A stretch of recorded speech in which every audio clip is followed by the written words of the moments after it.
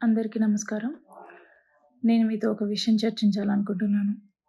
ఇది నా బెయిల్‌కి సంబంధించిన విషయాలేం కాదు. కానీ పవన్ కళ్యాణ్ గారు నాకంటూ వదిలేసిన ఒకే ఒక్క ఛాన్స్ అరవ శ్రీధర్ చేసిన తప్పుని బయట పెట్టడానికి. అదే త్రిసభ్య కమిటీ, జనసేన త్రిసభ్య కమిటీ ఆన్ అరవ శ్రీధర్.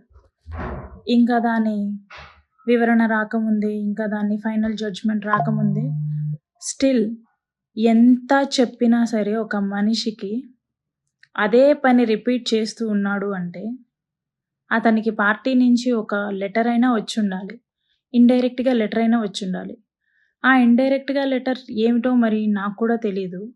అంత తప్పు లేనప్పుడు ఆ లెటర్‌ని బహిరంగంగానే బయట పెట్టొచ్చు జనసేన పార్టీ.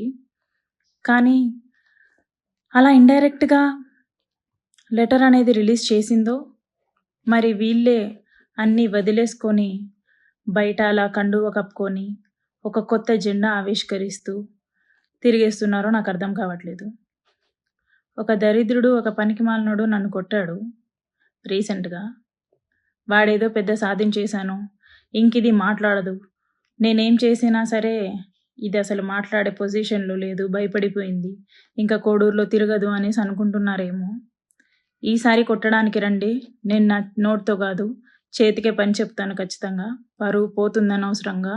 ఒక్క దెబ్బ పడినా సరే మీ మీద మీ పరువు పోతుంది, మీ పార్టీ పరువు పోతుంది. అలాంటి పరిస్థితులు తెచ్చుకోవద్దండి. లాస్ట్ టైం నీ ఏజ్‌కి గౌరవం ఇచ్చో, లేకపోతే నేను షాక్‌లో ఉండో నేను నిన్ను కొట్టలేదేమో. కాకపోతే ఈసారి నా నోటికి కాదు, నా చేతికే పని చెప్పడం జరుగుతుంది.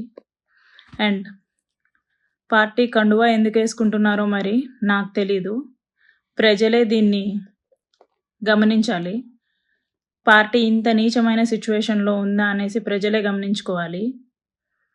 పార్టీ కండువా ఎందుకేసుకున్నావు అని అడగడం పోయి, ప్రజలందరూ సపోర్ట్ చేస్తున్నారు అంటే పీకే కల్ట్ ఫ్యాన్స్ అనుకుంటా. కాకపోతే మీ ఇంట్లో కూడా ఆడవాళ్ళు ఉంటారు. మీ ఇంట్లో కూడా అమ్మ, అక్క, చెల్లి, పెళ్ళాం, కూతురు ఉంటారు. వాళ్ళందరికీ కూడా సేమ్ సిచ్యువేషన్ రావచ్చు, రాకపోవచ్చు. అది చిన్నది కావచ్చు, పెద్దది కావచ్చు. సిచ్యువేషన్ మీ దాకా వస్తే తప్ప దాని సీరియస్‌నెస్ మీకు తెలీదు బ్రో. అలాంటి సిచ్యువేషన్ ఇలాంటి ఎమ్మెల్యేస్ వల్లే వస్తాయి. అండ్ అరవ శ్రీధర్, నీ గురించి లాగాలంటే ఈస్ట్ గోదావరి, ఏలేశ్వరం నుంచి విజయవాడ నోవాటల్ దాకా లాగొచ్చు.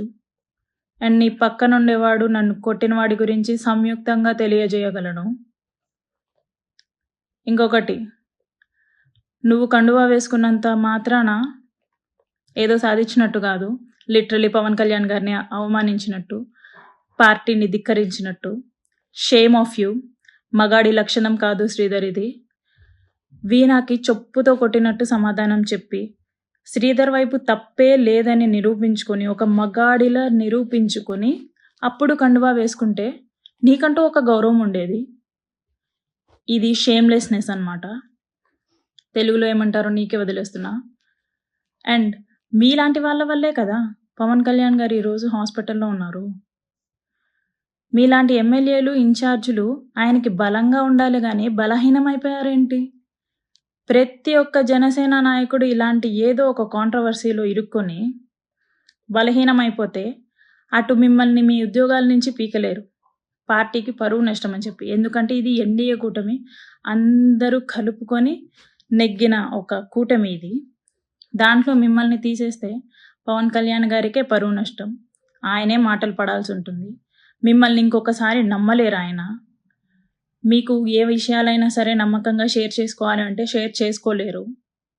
ఆయనలో ఆయన మనస్తాపానికి చెంది మానసికంగా ఒత్తిడికి గురయ్యే కదా ఆయన ఈరోజు హాస్పిటల్లో జాయిన్ అయ్యారు.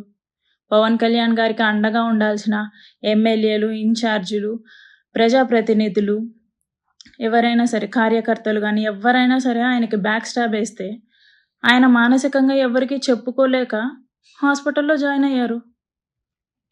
మీరు మృత్యుంజయ హోమాలు చేయాల్సిన అవసరం లేదు.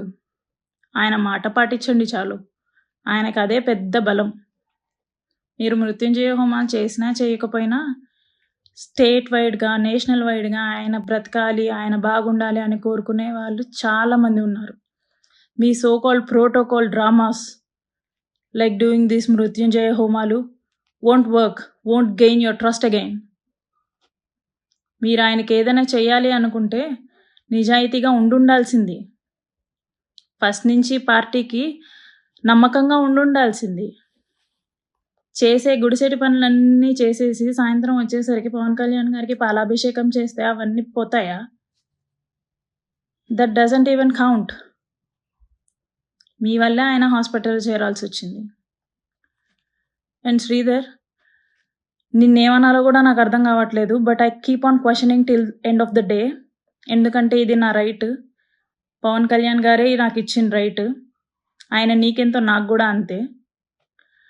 నువ్వు కండువా వేసుకొని తిరిగేస్తున్నావు, బట్ షేమ్లెస్ పర్సన్గా మిగిలిపోతావు శ్రీధర్.